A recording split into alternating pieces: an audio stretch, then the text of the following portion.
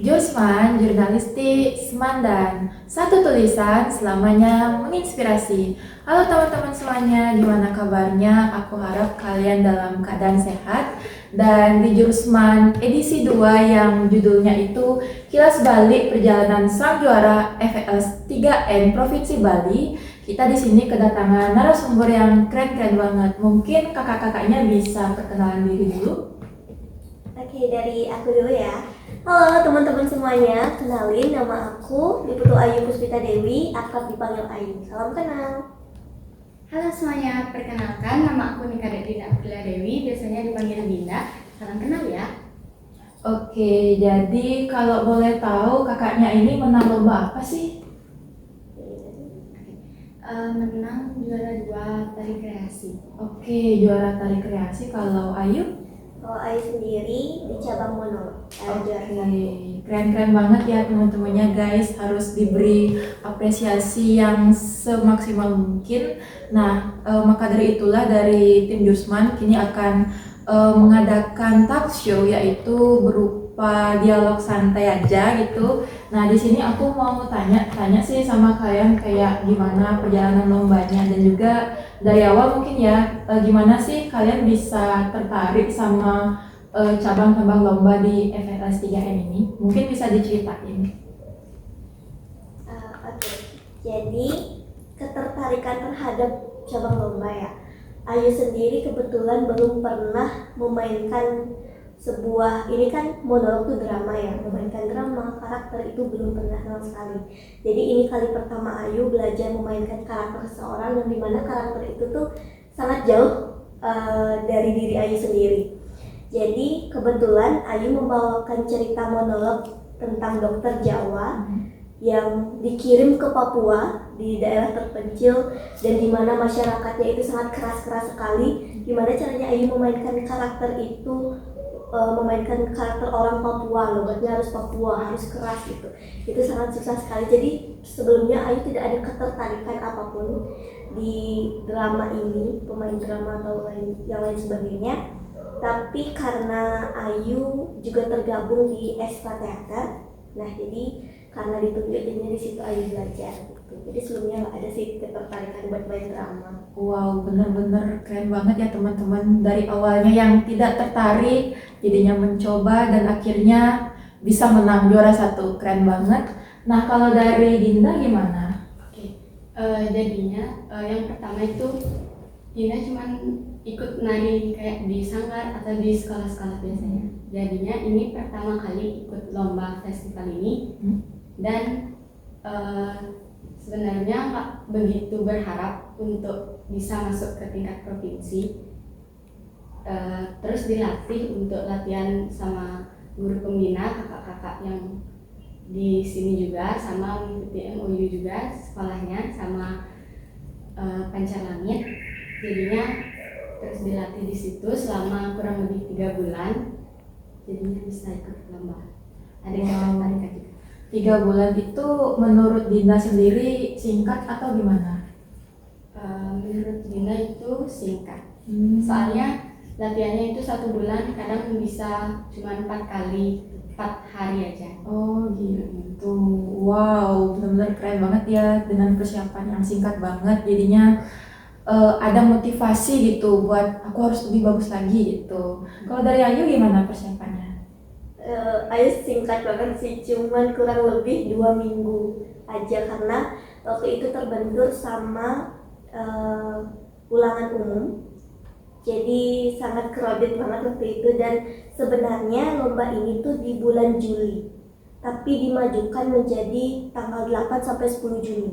Dan awalnya itu kan tidak ada persiapan apa-apa karena targetnya adalah akhir Juni atau awal Juli baru mulai latihan.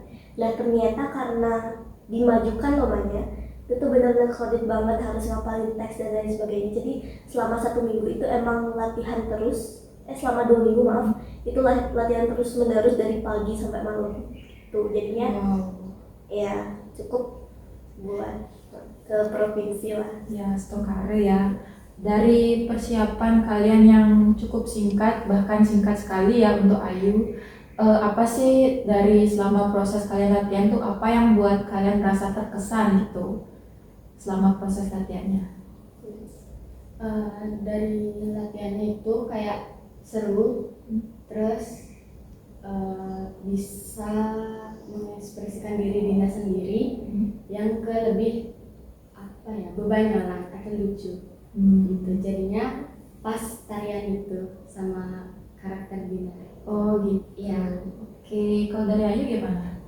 Yang paling berkesan selama latihan itu mungkin waktu diajarin sama Om Nano. Kalau teman-teman tahu, Nano dan Karisas itu yang ngajarin Ayu monolog. Itu kali pertamanya memainkan karakter seorang kepala suku Papua yang harus galak, suaranya harus cowok, terus logatnya Papua. Itu sangat berkesan sekali. Beberapa kali Ayu dievaluasi sama omnya, ternyata memang belum dapat karakter itu karena diri Ayu sendiri apalagi suaranya cempreng gitu ya, tiba-tiba jadi cowok gitu, suaranya itu sangat susah sekali. Dan perubahan dari karakter satu dan karakter yang lainnya itu cukup apa ya, misalnya Ayu jadi seorang dokter yang lemah lembut, habis itu tersakiti nangis, tiba-tiba jadi galak gitu. Itu membuat mood berantakan sih, kayak energinya terkuras untuk memainkan karakter itu yang sih yang paling berkesan. Berarti itu juga jadi salah satu tantangan buat Ayu ya selama latihan gitu. Jadi kan katanya kredit ya karena benturan sama ulangan. Kalau Dinda, apakah ada tantangan tersendiri saat proses latihan itu? Ada. Gimana tuh? Saat gerakan lifting. Lifting. Iya. Lifting itu apa sih, jelasin dong ke kita. Lifting itu kayak gerakan yang diangkat. Oh. Kayak diangkat atau misalnya kayak meroda gitu. Itu dari satu ke teman, misalnya dari Dinda sama Andika. Itu kita melakukan gerakan meroda yang dimana pas Dinda muter, kaki Dinda di atas, kepala Dinda di bawah, terus dibalik lagi kayak gitu. Wow, itu susah banget ya dan perlu latihan banyak banget gitu karena kan lumayan berbahaya juga ya menurut Dinda. Iya. Oh gitu. Oke. Wow, ternyata tantangannya itu benar-benar nggak main-main ya teman-teman. Jadi kita next aja ke pertanyaan selanjutnya. Gimana sih cara kalian itu bagi waktu? Tadi kan Ayu katanya kredit karena ulangan, terus juga Dinda juga gitu kan.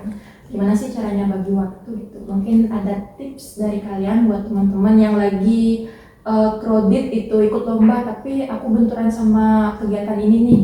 Mungkin bisa di-sharing? Jadi caranya bagi waktu ya.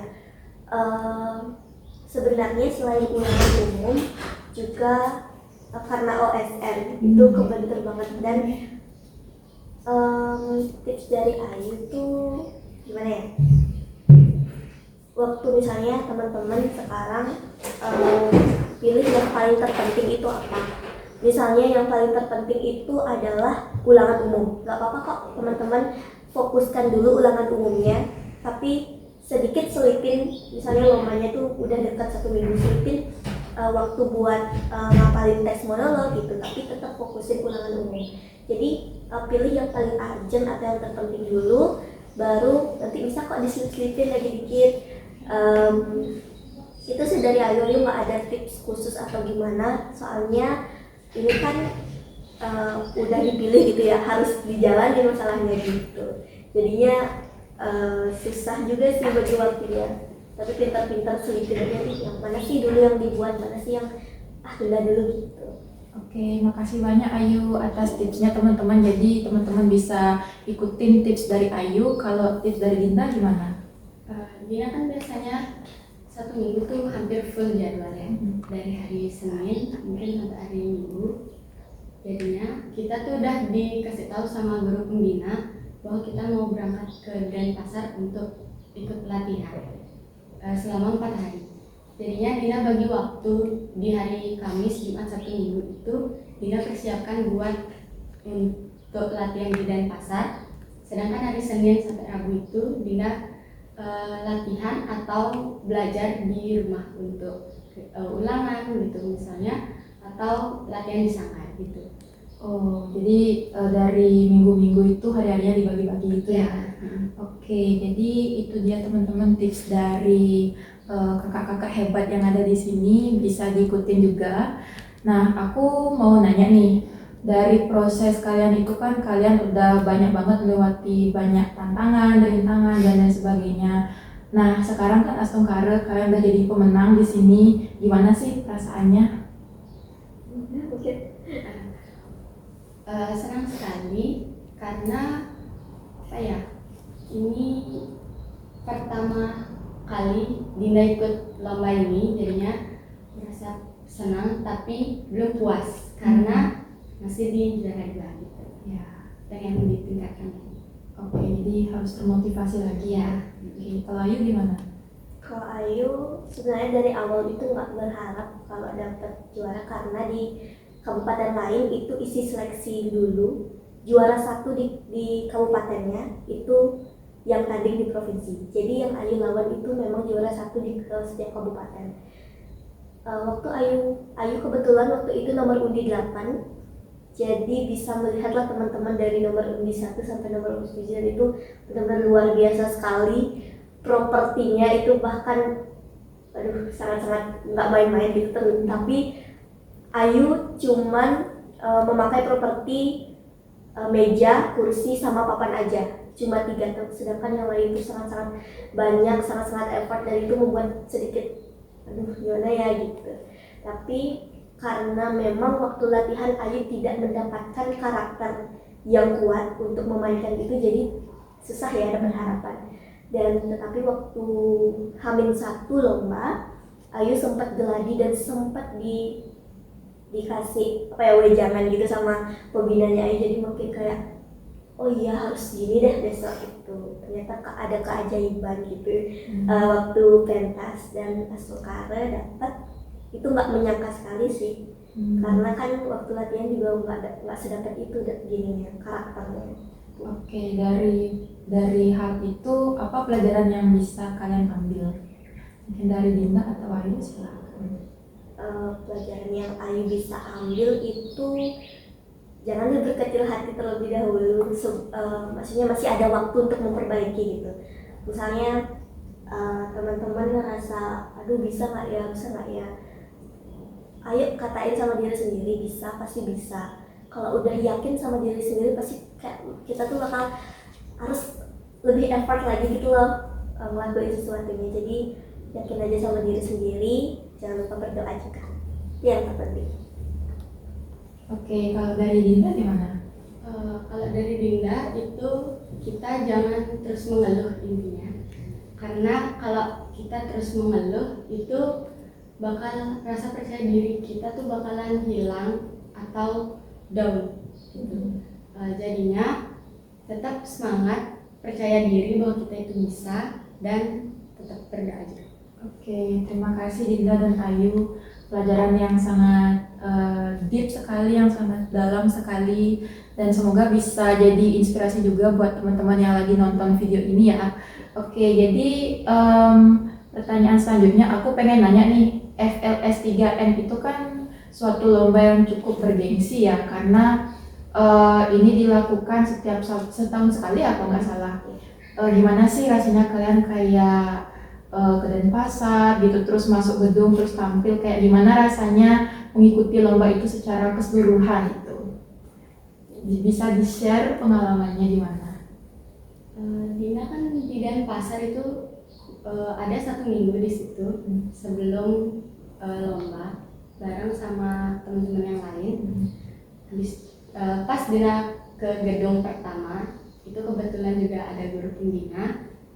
Ke gedung pertama tuh rasanya kayak kaget gitu ngelihat tempatnya. Habis itu Dinda diajak nyari kamar sama guru pembinanya. Setelah nyari kamar, entarnya itu Dinda langsung menari. Di hari Minggu itu Dinda langsung lomba dan Dinda dapat undi 8. Nyampe di kamar, Dinda prepare sebentar, habis itu langsung makeup. Baru setelah selesai makeup, itu Dinda langsung ke panggungnya untuk blocking.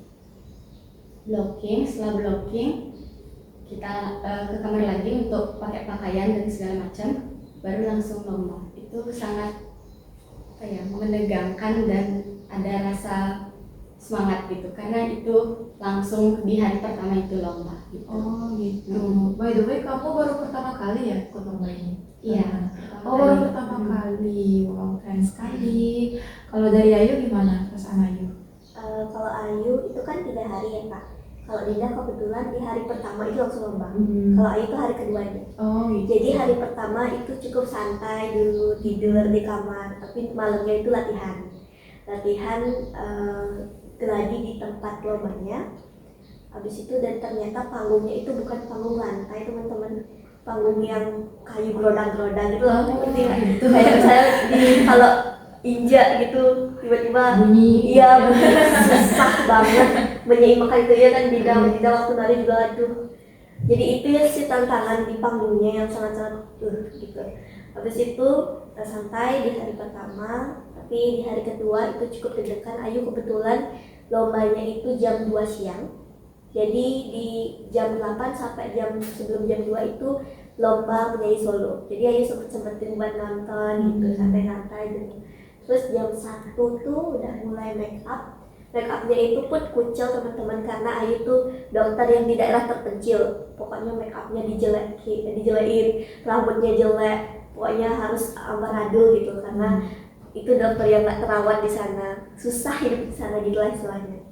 Itu sih kesan Ayu selama mengikuti lomba. Dan waktu lomba tuh sangat deg-degan sekali, ditonton banyak orang, ditonton peserta yang lain juga yang gak kalah hebat tuh, lumayan bikin gitu.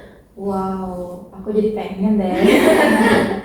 Oke, jadi ya begitulah ya dari perjalanan, dari persiapan saat lomba juga sampai sekarang di sini sama kita ngobrol. Jadi betul-betul keren sekali ya teman-teman. Menurut kalian apakah ada yang perlu dievaluasi nggak dari penampilan kemarin itu? Dari Dinda gimana? Mungkin Dinda dulu bisa sharing. Apa ya? Kemarin itu kan Dina liftingnya cuma 1. Jadinya kepengennya Dina tuh lebih banyak lifting, dan di tariannya Dina itu lebih ke gerak ketimbang ke properti. Kalau tim yang lain itu, peserta yang lain itu lebih ke properti ya ketimbang ke gerak. Jadinya dia lebih banyak menggunakan properti daripada gerak. Kalau Dina lebih ke gerak dan ekspresi. Jadinya evaluasinya Dina tuh kepengen lebih banyak properti juga, tapi diimbangi dengan gerak. Jadi harus seimbang ya. Iya. Oke, berarti harus ditingkatkan lagi atau pas karir. Kalau dari Ayu gimana? Kalau dari Ayu perlu dievaluasi karena yang perlu teman-teman ketahui, kalau juara 1 di SN3N provinsi itu bakal tanding lagi dengan juara 1 yang SMK. Kalau Ayu kan SMA ya, jadi ditanding lagi dengan SMK. Dan sebelum tanding di SMK itu sempat latihan dulu. Dan kemarin Ayu sempat latihan 2 kali, baru 2 kali sih teman-teman. Dan itu dievaluasinya banyak banget, terutama di karakter. Ayu tuh mainkan 3 karakter, yaitu yang pertama sebagai seorang dokter Jawa, yang kedua sebagai bapak kepala suku di Papua, dan yang ketiga sebagai kakek-kakek. Nah, gimana caranya raut wajah tuh seperti kakek-kakek, mata disipitkan, bibirnya tuh miring ke samping gitu, terus nada harus melirih kayak kakek-kakek banget. Dan perubahan antara orang yang galak, bapak-bapak Papua yang galak ke kakek-kakek yang bijaksana, itu yang susah banget. Dari ngomongnya harus beda, terus ekspresinya harus beda. Kalau yang bawa tuh harus ngelik dan lain sebagainya. Itu yang harus Ayu evaluasi lagi selama lomba yang kemarin, itu harus ditingkatin lagi sih. Karena monolog itu yang dilihat tuh adalah perubahan karakternya. Makanya audiens tuh ngerti jadinya sama alur cerita.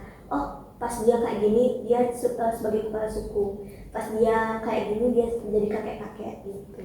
Itu yang perlu Ayu evaluasi lagi sih Kak. Wow, ternyata benar-benar Aku nggak expect ya sebenarnya. Aku kira monolog itu hanya sekadar berbicara dengan diri sendiri, karena hanya itu yang aku tahu dari monolog. Ternyata bisa memainkan lebih dari satu karakter Iya. ternyata. Wow, keren sekali ya teman-teman. Jadi buat yang mau belajar monolog mungkin bisa sama Ayu nanti ya. Aduh. Oke, jadi sebelum kita lanjut ke yang berikutnya, teman-teman ada pesan nggak buat tim atau siapapun pendukung teman-teman saat lomba yang bisa berhasil membuat teman-teman sampai di titik saat ini? Dari siapa dulu? Oke, dari Ayu untuk tim Ayu, Ayu mengajak 4 orang lagi. Yaitu Ayu kenalin dah ya, yang pertama itu ada Kak Chandra, yang kedua ada Kak Sugi, Kak Ari, sama Andika. Nah, Andika sama Ayu ini seangkatan, tapi yang lainnya itu kakak kelas. Nah, jadi kenapa Ayu mengajak mereka, karena sebelumnya Ayu tahu orang ini cager, ternyata sering diajak kemana-mana gitu loh, mau nurut gitu. Jadinya Ayu ngajak mereka dan ternyata memang sefrekuensi sekali teman-teman. Jadi waktu selama latihan Ayu ngerasa fun banget kalau sama mereka. Ayu disemangatin, habis itu diberi support yang sangat-sangat luar biasa sekali dengan mereka. Jadi ngerasa ada yang support lebih gitu loh. Ada kayak waktu sebelum lomba tuh kayak semua ada kayak ayo semangat yuk, semangat nak udah latihan banyak kali, ayo nak berjuang gitu. Jadi nangis banget sih dikasih kayak gitu. Terus setelah lomba tuh mereka semua kayak ayo hebat banget itu yang bikin Ayu senang sama mereka. Jadi intinya ya nggak salah pilih tim gitu, karena tim itu sangat-sangat penting banget untuk sebuah perlombaan teman-teman. Jadi kalau misalnya mau nyari tim, cari yang support. Ya, setengkara ya teman-teman. Jadi bukan hanya dari Ayu saja, tapi nggak lupa juga dari bantuan tim-tim yang sudah berjuang keras mendukung Ayu ya. Kalau dari Dinda gimana? Apakah sama seperti Ayu atau ada kisah yang beda dikit? Gimana tuh? Oke, Dina kenalin timnya dulu ya. Iya. Timnya itu yang pertama yang di Semandan itu ada Sentul, Dede Sentul. Terus dari SMP juga ada Eka. Dari Denpasar itu ada Pison, Devi, Intan, sama Rian, sama Damar di satu. Dan untuk pelatihnya itu ada Kak Yuan Mika sama Atu Bung Rama. Itu yang tim-tim itu yang membantu Dinda dalam berproses. Terus untuk Kak Yuan sama Atu Bung Denya itu kan sebagai pelatih ya. Itu juga Dinda sempat kena marah karena selama latihan itu Dinda selalu mengeluh dan selalu nggak bisa gitu. Jadinya setiap latihan Dinda itu terus mengeluh, jadinya kayak disemangatin juga sama tim-tim yang lain buat semangat gitu untuk mengikuti lomba ini. Awalnya tuh Dinda mau diganti sama kakak pelatihnya gitu. Kayak hamil beberapa itu udah mau diganti karena Dinda tetap nggak hafal gerakan, tetap mengeluh, dan apa-apa itu dikit-dikit capek, dikit-dikit apa gitu. Jadinya dari guru pembina juga ikut kayak mendukung, kayak buktiin kalau Dina tuh bisa ikut ini gitu. Karena kalau nyari ini tuh apa ya, kayak susah gitu. Jadinya kayak tariannya Dina tuh kayak lebih mengekspresi.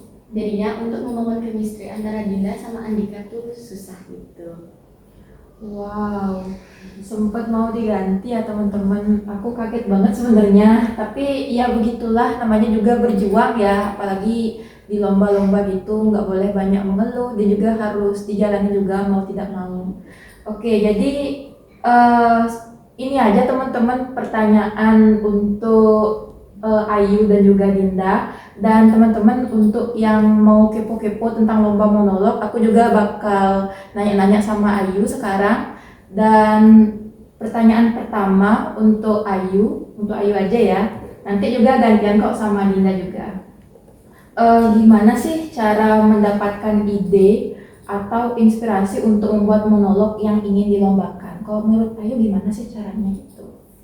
Oke, kebetulan ini bukan dari Ayu monolognya, teksnya itu karena sudah ada.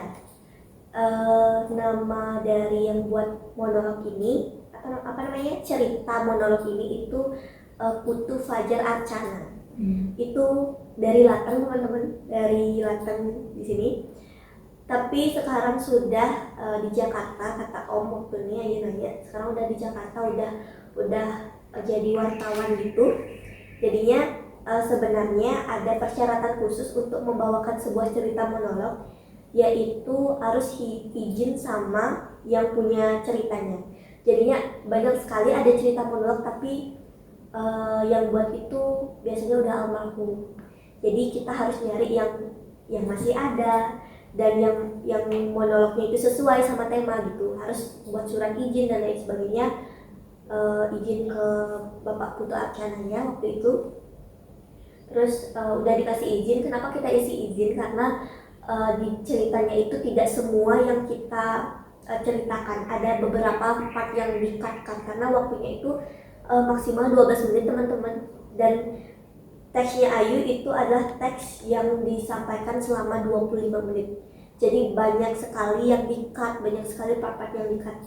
Tapi bukan berarti itu tidak tidak nyambung gitu ceritanya, tetap nyambung teman-teman.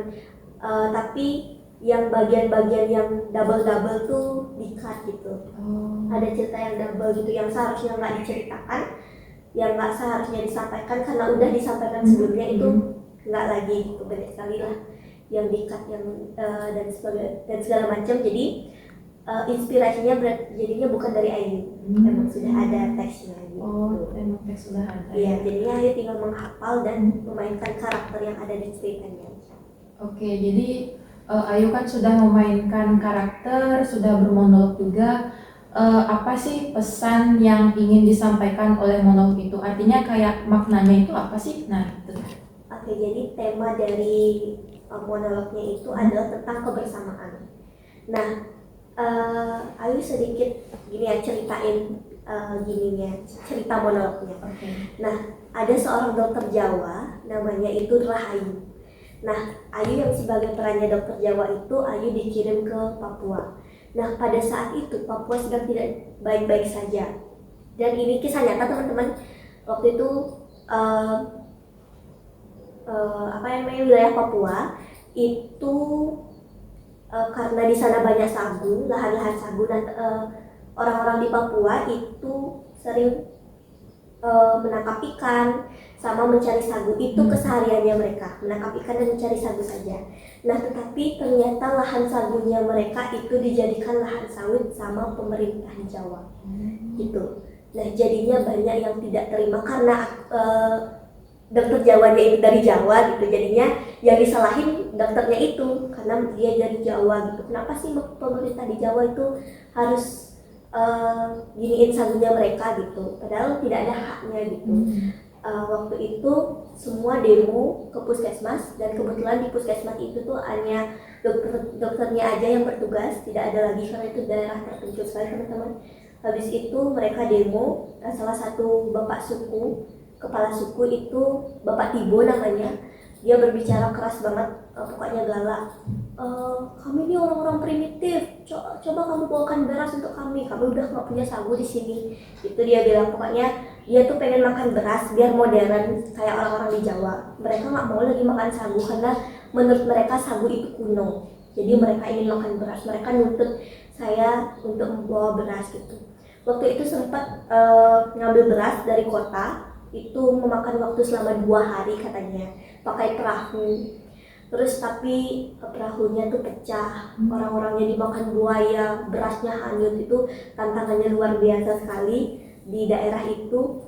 Terus banyak tuh begininya cekcoknya sama si Pak Tibo ini. Tapi di waktu itu, di keributan itu, ada seorang transmigran asal Bali yang menyelamatkan hidup desa itu. Dia menanam ubi dia menanam ubi di Papua, akhirnya banyaklah tumbuh ubi, terus mereka udah nggak kelaparan lagi. Dan bayangin teman-teman, di sana anak-anaknya tuh stunting semua, dan di desa itu ada 61 anak yang meninggal. Itu benar-benar kehidupannya morat-marit sekali. Dan itu jadi tantangan sebagai seorang dokter, gimana caranya biar anak-anaknya tuh nggak stunting, kan harus dapat makanan. Gimana dapat makanan itu, sedangkan dokternya sendiri aja nggak makan gitu. Jadi kehidupan di sana tuh sangat-sangat miris gitu. Terus memainkan karakternya itu tuh harus sedih, nangis, tersakiti itu ribet sekali. Jadi itu sih pesannya itu tentang kebersamaan setelah melewati kisah morat-marit itu, akhirnya hidup damai, berdamai, Bapak Ibu minta maaf. Terus buat upacara gelar bakar batu itu, upacara itu tuh dilaksanakan saat mengucapkan rasa syukur dan menyambung silaturahim warga. Jadi buat upacara gelar batu katanya di sana, habis itu maaf-maafan. Terus ada salah satu yang nyeletuk ini, kami menanam ubi ini merupakan part terakhir teman-teman sebelum cerita monolognya selesai. Kata-katanya, kami menanam ini semua di tanah Papua tentu untuk orang Indonesia. Itu kata-kata terakhir, dan itu deep banget sih bagi Ayu kata-katanya. Dan itu yang pesan yang bisa diambil adalah kebersamaan yang bisa menyelamatkan hidup di saat keributan terjadi gitu. Jadi nggak bisa tuh yang namanya nyalahin ini, tapi berjuang bareng-bareng biar mendapatkan solusinya gitu. Wow, sangat meaningful sekali ya teman-teman, sangat. Jujur aku kaget banget sih dengar ini, karena ternyata diangkat dari kisah nyata ya, dan benar-benar adanya gitu. Aku yakin sih kayak orang yang nonton ini pasti bakal ngerasa tergugah hatinya seperti itu.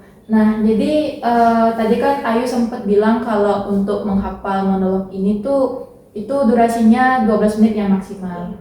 Gimana sih cara menghafal monolog itu dengan waktu yang 2 minggu ya tadi katanya? Iya, gimana caranya ngapalin monolognya?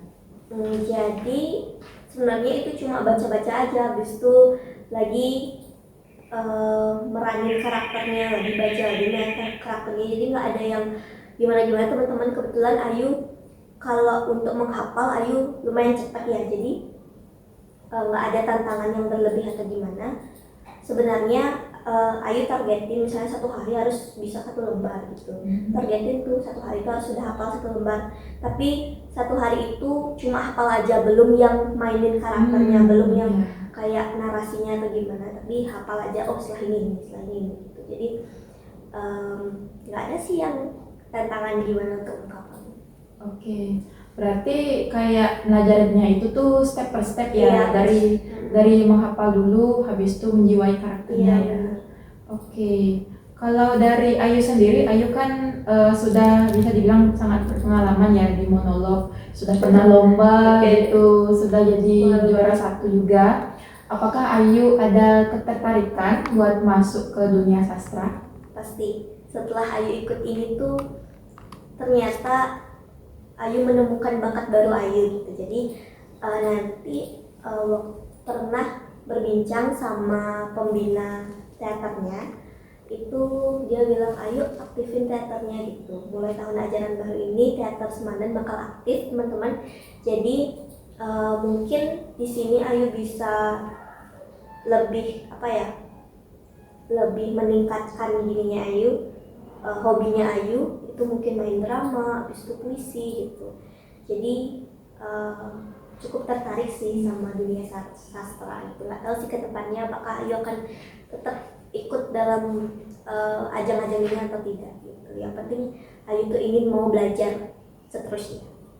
Oke, keren banget Ayu. Jadi semoga nanti dari Teater Semandan itu bisa lebih aktif lagi dan juga menciptakan gebrakan yang lebih baru lagi, seperti itu. Oke, kalau dari Ayu tadi kan cara menghafal ya. Kalau dari menjiwai karakternya, Ayu punya cara sendiri nggak buat menjiwainya? menjiwai karakternya. Kalau karakter dokter itu kan udah lemah lembut ya teman-teman. Kebetulan Ayu anaknya lemah lembut juga, nggak yang berdarah. Jadi itu nggak yang terlalu gimana sih, karakter dokternya itu bisa dibuat-buat gitu. Tapi kalau untuk Bapak Tibo yang kepala suku dan Bapak Koga namanya yang kakek-kakek itu, kakek Koga, itu sih yang susah. Untuk tips dari Ayu buat meranin karakter itu belum ada teman-teman, karena Ayu masih berusaha juga masih dan bahkan waktu cara jalan Bapak Tibo tuh harus kayak beringasan gitu, kakinya harus dihentakkan. Kayak Ayu mencoba gerakan itu yang dicontohin sama pelatihnya Ayu, Om Nana. Itu kata Om Nana tuh kayak anak SD ngambul minta permen teman-teman, jadi kayak kaki dihentain gitu. Itu susah banget. Berapa kali kadang jelat kamu jelat ulang gitu. Berapa kali kadang kayak gitu. Jadi sangat susah dan sampai sekarang masih berusaha biar galak, biar teriak-teriak galak, terus logatnya harus Papua gitu. Bayangin teman-teman, logat Papua tuh kayak gimana, E-nya itu jadi E gitu. Saya permainkan gitu, tapi harus dengan suara yang gitu. Jadi kayak susah. Wow, kayaknya tadi aku dengar logatnya udah cukup gini sih, udah cukup kelihatan udah.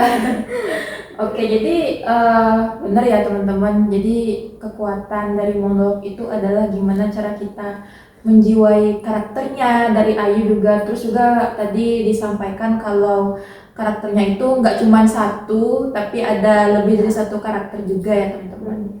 Oke, jadi aku mau nanya lagi nih, gimana sih monolog itu bisa menjadi media untuk menyampaikan isu-isu yang penting menurut Ayu? Oke, jadi menurut Ayu sendiri karena monolog ini tuh kayak dongeng teman-teman, kayak dongeng, tapi dongengnya ini tuh bukan, kalau dongeng itu kan ada yang fiksi ya, jadinya sedangkan monolog itu tuh kebanyakan diambil dari kisah nyata.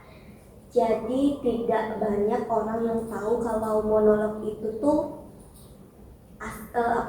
kalau kita melihat cerita monolog tuh ternyata bagus banget gitu. Banyak yang nggak tahu, dan kadang orang-orang kalau ingin mendengarkan isu pasti dengan cara menonton gitu kan, menonton di YouTube, TikTok dan lain sebagainya. Tapi setelah Ayu berkecimpung di monolog ini, setelah Ayu nonton penampilan dari teman-teman yang lain, penampilan di YouTube juga, ternyata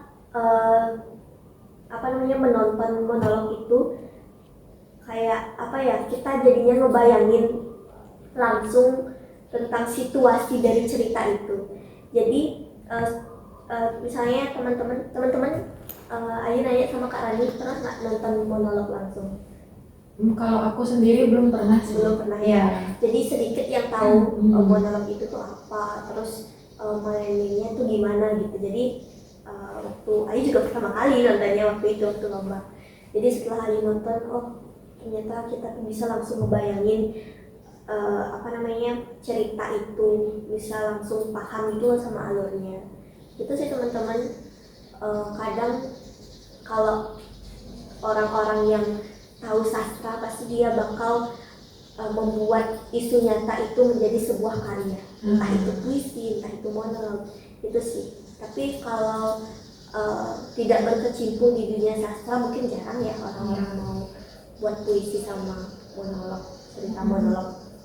Jujur iya teman-teman, kadang sastra itu memang menjadi suatu hal yang digunakan untuk berekspresi, apalagi mengenai isu-isu sosial kan. Nah kebetulan aku sering lihat puisi juga, tapi aku jarang banget lihat monolog, makanya sempat tertarik juga kan buat mempelajari monolog itu. Dan teman-teman juga bisa banget buat mungkin nonton monolog atau lihat teksnya gitu buat ngebayangin gimana sih pesan yang ingin disampaikan oleh monolog tersebut gitu. Oke, jadi setelah Ayu tampil nih di sana, gimana sih reaksi penonton gitu? Pengen tahu reaksinya gimana? Gini, yang Ayu tangkap dan yang pembina Ayu katakan itu waktu Ayu meranin karakter Bapak Tibo sih yang harus berangas gitu. Orang-orang itu tidak menyangka karena Ayu disitu kecil, abis itu pakai jas dokter tuh ya bener-bener melebar sampai kaki, kayak nggak expect orang-orang tuh bakal Ayu bakal galak kayak gitu, karena dari awal tuh nggak ada tuh unsur galak, unsur gini, cuma unsur sedihnya aja. Tiba-tiba ada galaknya itu orang-orang tuh kaget semua gitu, sampai banyak tuh yang rekamkan, ada salah satu juri yang rekam sampai ketawa gitu. Itu sih yang Ayu tangkap dari waktu Ayu tampil gitu, nggak menyangka orang-orang tuh bisa galak kayak gitu, apalagi ya gitulah ya teman-teman, penampilannya tuh kecil terus gininya jasnya tuh gitu. Itu sih reaksinya. Habis itu waktu setelah lomba dikasih tahu sama guru Ayu kalau udah dapet tuh gininya, karakternya udah bagus kok. Oke, keren banget. Jujur penontonnya pasti gak expect ya, kayak tiba-tiba banget gitu. Tapi itu keren banget sih jujur aja, karena yang terpenting itu kan bisa menggugah hati audiensnya gitu. Oke, makasih banyak Ayu sudah sharing sama teman-teman di sini. Dan selanjutnya aku mau nanya-nanya ke Dinda selaku salah satu orang yang ikut di tari kreasi. Mungkin Dinda bisa ceritain sedikit, kalau dari Dinda sendiri, Dinda sejak kapan sih menekuni seni tari itu? Kalau Dinda dari kelas 2 SD sampai sekarang. Wow, dari kelas 2 SD ya? Aku kelas 2 SD ngapain ya? Oke, jadi aku kepo sih Dinda dengan tarinya itu, karena aku belum sempet nonton juga. Bisa ceritain nggak sih kayak judul tarinya apa, terus tarinya itu tuh menceritakan tentang apa gitu? Judulnya itu Nukalade, dan dimana Nu itu berarti masih, Kale tuh waktu, De itu tindakan. Jadinya di sini tuh Nukalade itu masih ada waktu untuk melakukan tindakan tradisi mengepung lampit yang sudah diwariskan gitu. Jadi di sini tuh kayak mengekspresikan kegelisahan dan kekhawatiran salah satu warga Jembrana terhadap tradisi mengepung lampit yang ada di Jembrana, yang dimana ladang persawahan itu diubah menjadi tanaman beton. Gitu. Jadinya seorang pemuda-pemudi yang pergi ke sawah untuk membantu orang tuanya bekerja, dilanjutkan dengan pemuda yang membantu orang tuanya juga. Setelah itu dia lelah, capek, dan ketiduran. Setelah dia tidur, di dalam mimpinya itu dia dicari oleh investor untuk membeli ladang persawahan itu dengan membawa sekoper uang. Lanjut, si pemuda itu bangun dan menyetujui untuk menjual tanah ke investor tersebut. Setelah itu uangnya ditaruh dan dia mulai bergaya gitu, kayak hidup mewah gitu, pokoknya kayak sombong gitu. Habis itu dia ngambil uang, pemuda-pemudi itu ngambil uang, sambil uangnya itu dibawa nari, kayak dibawa happy-happy, dihambur-hamburin gitu, pakai beli ini itu gitu. Dan di suatu hari itu pemuda-pemudi itu kayak berubah gitu, suasananya jadi kayak tegang gitu. Habis tegang tuh kayak semuanya tuh hilang, kayak uang hilang, segala macam gitu, pokoknya berantakan gitu. Habis itu setelah itu kan di tariannya tuh ada yang teriak. Setelah teriak, Dinda tuh masuk ke belakang untuk berubah. Habis itu si Andika pemuda itu dia teriak langsung tidur, kembali ke mimpinya. Lanjut, si pemudi datang untuk membangunkan si pemuda. Jadinya Dinda ngebangunin Andika untuk nyadarin gitu. Habis itu udah dibangunin, Andika tuh kayak bingung dia, ini benar nggak sih nyata mimpi yang tadi gitu. Ternyata itu cuma mimpi. Jadinya si pemuda itu ngajak pemudi untuk melanjutkan tradisi mengepung lampit itu dengan nari sambil membawa pejut. Itu pakai di mekepung biasanya. Oh gitu. Wow, keren banget karena menyangkut tentang mekepung ya. Jadi mekepung itu kan khas Jembrana banget ya. Jadi cukup unik juga menurutku tariannya. Tapi kalau menurut Dinda apa sih yang buat tari ini nih unik itu? Yang buat unik itu salah satunya itu mekepung itu karena kan hanya ada di Jembrana ya, tradisi Jembrana. Terus tariannya Dinda juga kayak tadi pakai ekspresi bebanyolan atau lucu, terus gerakannya itu padat, jadinya sedikit membawa properti tapi lebih banyak ke gerakan gitu. Dari awal sampai akhir itu lebih main suara, ekspresi, karakter sama gerak gitu. Oh gitu. Dari gerakan-gerakan itu selama latihan itu kan namanya koreografer ya, si pembuat gerak. Nah Dinda ada ngasih ide nggak selama pembuatan gerakan itu? Gimana sih rasanya gitu? Oke, kalau Dina sama Dika tuh biasanya kayak ngasih ekspresi gitu. Kita tuh kayak saling hadap-hadapan gitu, buat lihat ekspresi yang cocok. Jadinya misalnya kayak ekspresi bahagia tuh gimana gitu. Kalau ekspresi yang pas panik atau tegang tuh kayak gimana gitu. Jadinya itu senang banget. Soalnya pas kita saling tatap-tatapan, kita kan gunain properti kacamata juga. Kita pakai kacamata hitam buat kita tuh biar nggak ketawa gitu. Tapi pas Dina udah fokus, ternyata si Andika yang ketawa ngeliat ekspresi Dina sendiri gitu. Ya, Oke, jadi kayaknya seru banget ya pas latihannya itu. Oke, jadinya aku serius pengen nonton banget gimana sih tarinya itu. Ada video. Ada videonya kan? iya, cuman belum diupload. Oh, oke. Jadi kita udah ngobrol-ngobrol teman-teman. Jadi buat kakak-kakak silahkan dinikmati jajannya dan juga air-airnya itu. Sekarang ini kan tari Bali ya, si tari Bali. Gimana sih cara nari Bali biar kayak bagus gitu? Apakah ada teknik dasarnya kah untuk dikuasai? Kebetulan juga Dinda mengajar di Sanggar.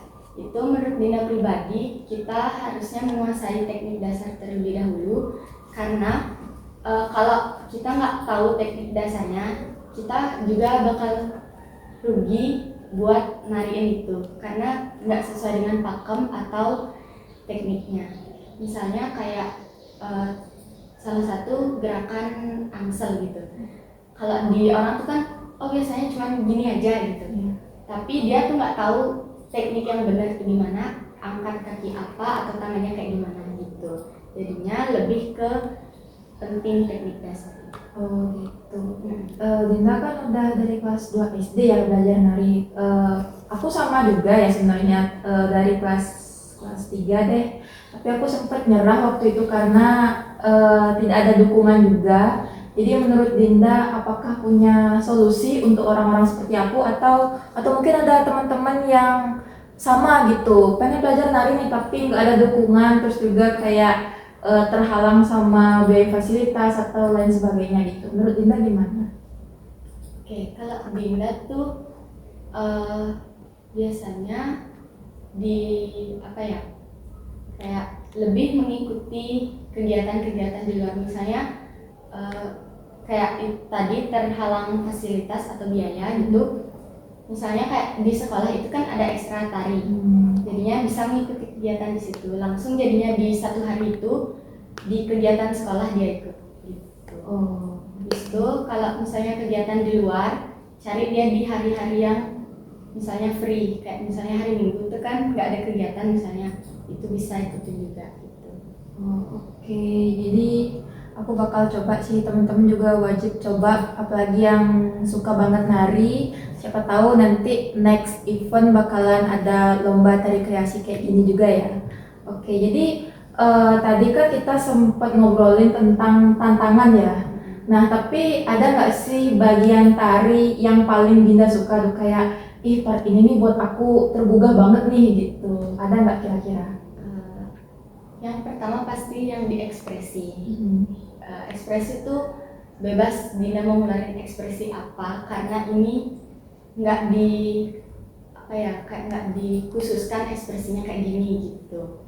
Terus suara juga, suara misalnya saat Dina buka koper itu harusnya nggak pakai ekspresi suara, nggak pakai suara, tapi Dina keluarin suaranya Dina gitu. Dan yang paling menarik buat Dina tuh yang di terakhir, yang waktu pegang lampit. Itu pertama tumben Dina pegang pecut gitu, jadinya kayak nggak expect bakal ada pegang pecut. Maunya kan kita pakai lampit, tapi karena lihat panggungnya tuh kecil, jadinya kita ganti ke pecut gitu. Lampitnya soalnya gede 2. Oh Iya. gitu. Itu tuh ganti dari lampit ke pecut itu sejak hamil berapa? Apakah baru-baru gitu? Oh ternyata panggungnya kecil deh gitu. Gimana tuh ceritanya? Ukuran panggungnya tuh udah lama gitu, dan dikasih tahu juga. Kebetulan di tempat latihan di Pancer panggungnya sama gedenya kayak tempat latihan. Jadinya kita tuh awalnya ke situ nggak bawa gerakan sama sekali, cuman kayak mempersiapkan diri sama musik aja gitu. Habis itu nyampe di Pancar kita hamin seminggu baru kita full nyari gerakan buat memantepin gerakan dari awal sampai akhir. Makanya kita di situ sekitar 5 harian di situ, sampai kita lebam gitu ke tukang pijat segala macam tuh kita di situ juga. Di situ kita tuh nginep, kayak ada tempat tidurnya juga. Jadinya untuk mengubah properti dari lampit ke pecut itu apa ya, hamin 4 kayaknya. Oh Iya, pas mau tampil. Tentunya hari Minggu, kita mbaknya tuh perkiraan hari Selasa atau Rabu. Oh berarti udah ada persiapan cukup matang juga Iya. ya? Oke. Kalau dari Dinda sendiri setelah tampil di panggungnya itu, apakah ada reaksi penonton? Gimana sih reaksinya gitu? Atau gimana? Kalau di tari kreasi itu yang boleh masuk ke panggungnya itu cuman juri, pembina, sama yang lomba. Jadinya dia kan nomor 8. Jadinya nomor 1 sampai 7 itu nggak boleh lagi masuk ke dalam. Oh gitu. Sama nomor 9 tuh nggak boleh dia. Oh berarti pada saat kamu pentas itu cuma ada juri sama pembina aja? Iya, sama yang nggak ikut lomba juga. Oh gitu. Apakah ada alasan tersendiri kenapa dia nggak boleh masuk lagi? Menurut Dinda deh? Menurut Dina itu kayaknya biar sepi juga. Karena kan di situ dia lebih ke apa ya, suara-suara tuh biasanya, dan lebih jelas juga jurinya ngeliat gitu. Oh biar fokus itu Iya, ya. fokus. Oke. Kalau dari Dinda sendiri, kan Dinda pertama kali ya ikut lomba ini gitu. Pertama kali tampil di panggung, ditonton oleh juri, dan pastinya melewati proses yang tidak mudah gitu. Apa sih perubahan yang Dinda rasain sebelum ikut lomba dan sesudah ikut lomba tuh apa aja perubahannya? Oke, sebelum ikut lomba tuh Dina kayak kebanyakan mengeluh gitu. Apa-apa tuh mengeluh terus. Tetap bilang nggak bisa gitu. Habis itu akhirnya tuh kayak latihan.